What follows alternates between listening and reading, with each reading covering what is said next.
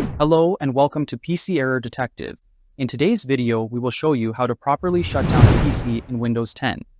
This guide will help you safely turn off your computer step by step to avoid errors and data loss.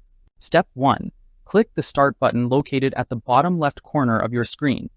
This button opens the main Windows menu where you can access power options and system controls, making it the first and most important step. Step 2. Click the power icon inside the Start menu. This icon is used to control sleep, restart, and shutdown options, and it ensures you are using the correct and safe shutdown method. Step 3. Click Shutdown from the Power Options list. This tells Windows 10 to close all running programs and begin the proper shutdown process to protect your files and system. Step 4. Click Shut Down again if a confirmation prompt appears. This usually shows up when apps are still running, and confirming ensures everything closes correctly before the PC turns off. Step 5. Wait for the PC to turn off completely. Allowing the system to fully power down is important to prevent hardware or software issues. Thanks for watching. Don't forget to subscribe to PC Error Detective for more helpful Windows tips and fixes.